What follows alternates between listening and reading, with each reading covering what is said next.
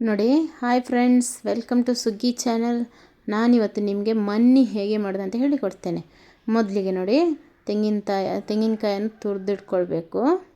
ಆಮೇಲೆ ಅಕ್ಕಿಯನ್ನು ಒಂದು 8 ಗಂಟೆ ಆದರೂ ನೆನೆಸಿಟ್ಟಿರುವ ಅಕ್ಕಿ ಇರಬೇಕು. ನೋಡಿ, ಬೆಳ್ತಿಗೆ ಅಕ್ಕಿ. ಇವಾಗ ನಾವು ಇದನ್ನು ನುಣ್ಣಗೆಲ್ಲ ಸ್ವಲ್ಪ ತರಿಯಾಗಿ ರುಬ್ಕೊಳ್ಬೇಕು.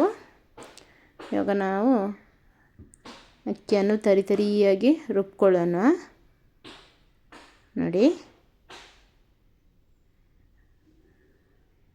ಈಗ ಅದಕ್ಕೆ ಸ್ವಲ್ಪ ನೀರು ಹಾಕ್ಕೊಳ್ಬೇಕು. ನಮಗೆ ಎಷ್ಟು ಗ್ರೈಂಡ್ ಆಗಲಿಕ್ಕೆ ನೀರು ಬೇಕು ನೋಡಿ, ಅಷ್ಟು ನೀರು ಹಾಕ್ಕೊಂಡು ತರಿಯಾಗಿ ರುಬ್ಕೊಳ್ಬೇಕು. ನೋಡಿ, ಈ ರೀತಿ ತರಿಯಾದರೆ ಸಾಕು. ಇದೇ ರೀತಿ ಎಲ್ಲ ಅಕ್ಕಿಯನ್ನು ಕೂಡ ರುಬ್ಬಿಟ್ಕೊಳ್ಬೇಕು.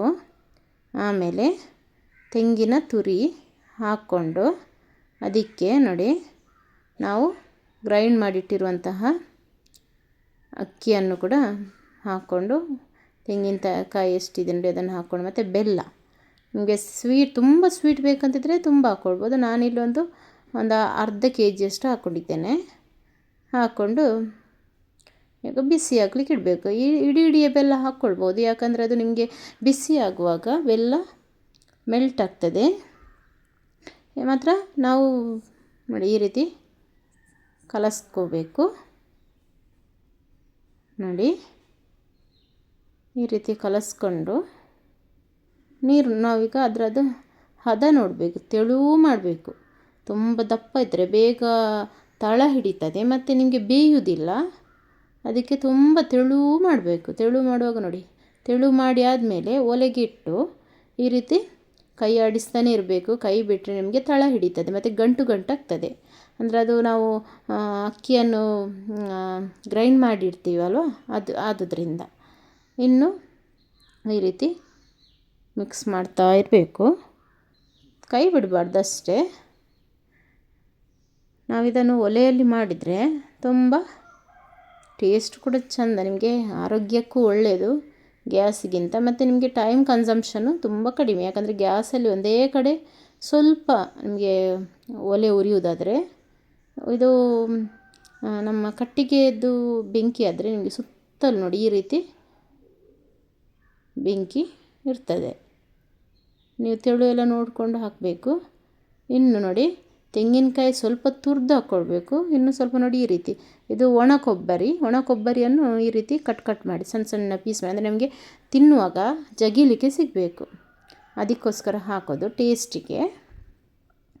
ನೋಡಿ, ಒಣ ಕೊಬ್ಬರಿಯನ್ನು ಈ ರೀತಿ ಪೀಸ್ ಮಾಡ್ಕೊಳ್ಬೇಕು. ನೋಡಿ, ಇದನ್ನು ಕೂಡ ಹಾಕ್ಕೊಳ್ಬೇಕು. ಇವಾಗ ಮಿಕ್ಸ್ ಮಾಡ್ತಾನೇ ಇರಬೇಕು. ಆಮೇಲೆ ಇದಕ್ಕೆ ನೀವು ನೋಡಿ, ಇದು ನಾವು ಹೋಮ್ ಮೇಡ್ ತುಪ್ಪ ಮನೆಯಲ್ಲೇ ಮಾಡಿರುವಂಥದ್ದು. ನಿಮಗೆ ಎಷ್ಟು ತುಪ್ಪ ಬೇಕೋ ಅಷ್ಟು ಹಾಕ್ಕೊಳ್ಬೋದು. ನೋಡಿ, ಇವಾಗ ಸ್ವಲ್ಪ ದಪ್ಪ ಆಗ್ತಾ ಬಂತು. ಇವಾಗ ನಿಮಗೆ ತುಪ್ಪ ಜಾಸ್ತಿ ಇದ್ದರೆ ಜಾಸ್ತಿ ಹಾಕ್ಕೊಂಡ್ರೂ ರುಚಿ ಚೆನ್ನಾಗಿರ್ತದೆ. ನೋಡಿ, ತುಪ್ಪ ಹಾಕ್ಕೊಂಡು ನೋಡಿ, ಕನ್ಸಿಸ್ಟೆನ್ಸಿ ನೋಡಿ ಎಷ್ಟು ತಿಕ್ಕಾಯ್ತಾ ಅಂತ. ಇನ್ನಿದನ್ನು ಈ ರೀತಿ ಮಿಕ್ಸ್ ಮಾಡ್ತಾ ಇರಬೇಕು. ಇದನ್ನು ಇನ್ನೇನು ಬೇಯಲಿಕ್ಕಿಲ್ಲ, ಇವಾಗ ಬೆಂದಿದ್ದೆ. ಇನ್ನಿದನ್ನು ನೋಡಿ ಈ ರೀತಿ ಆಯಿತು. ಚೆನ್ನಾಗಿ ಮಿಕ್ಸ್ ಮಾಡೋದು ಅದರಲ್ಲಿ ಇರೋದು. ನೀವು ಕೈ ತಪ್ಪಿಸಿದರೆ ಆಯಿತು, ಮತ್ತು ಹೋಯ್ತದು. ನೋಡಿ, ಇವಾಗ ರೆಡಿ ಆಯಿತು. ಹೇಗೆ ಬಂದಿದೆ ಅಂತ ನಿಮಗೆ ತೋರಿಸ್ತೇನೆ. ನೋಡಿ, ಈ ರೀತಿ ಆಗ್ತದೆ. ಇನ್ನು ನಾವು ಪಾತ್ರೆಗೆ ಸ್ವಲ್ಪ ತುಪ್ಪ ಸವರಿ ಹಾಕಿಡಬೇಕು. ನೋಡಿ, ಈ ರೀತಿ ಹಾಕ್ಕೊಂಡು ನೋಡಿ ಈ ರೀತಿ ಹಾಕಿಡಬೇಕು. ಸುತ್ತಲೂ ಹಾಕಿ ಮತ್ತು ಇದನ್ನು ಕಂಪ್ಲೀಟ್ ತಣ್ಣಗಾಗಲಿಕ್ಕೆ ಬಿಡಬೇಕು. ಆಗ ನಿಮಗೆ ಯಾವ ಶೇಪಿಗೆ ಕಟ್ ಮಾಡಲಿಕ್ಕೆ ಬೇಕಾದರೂ ಆಗ್ತದೆ. ನೋಡಿ, ಇವಾಗ ಅವರು ಹಾಕ್ತಿದ್ದಾರೆ. ಈ ರೀತಿ ಹಾಕ್ಕೊಳ್ಬೇಕು. ನೋಡಿ, ಆದರೂ ನಾವು ಅಷ್ಟು ಕೈ ಆಡಿಸಿದ್ರು ನೋಡಿ, ಲಾಸ್ಟಲ್ಲಿ ಸ್ವಲ್ಪ ಹಿಡ್ಕೊಂಡಿದೆ. ಈ ರೀತಿ ಆದಮೇಲೆ ಸಂಪೂರ್ಣ ತಣಿದ ಮೇಲೆ ನಾವು ಕಟ್ ಮಾಡಬೇಕು. ನೋಡಿ, ಇವಾಗ ಕಂಪ್ಲೀಟ್ ತಣ್ಣಗಾಗಿದೆ. ನೋಡಿ, ಈ ರೀತಿ ನಿಮಗೆ ಶೇಪು ಯಾವ ಶೇಪ್ ವೈಸಲ್ಲಿ ಬೇಕು ಆ ರೀತಿ ಕಟ್ ಮಾಡ್ಕೊಳ್ಬೋದು. ಇವಾಗ ನೋಡಿ ಮಣ್ಣಿ ರೆಡಿ ಆಯಿತು ನಮ್ಮದು. ನೀವು ಕೂಡ ಮನೆಯಲ್ಲಿ ಟ್ರೈ ಮಾಡಿ ನೋಡಿ, ತುಂಬ ಚೆನ್ನಾಗಾಗ್ತದೆ.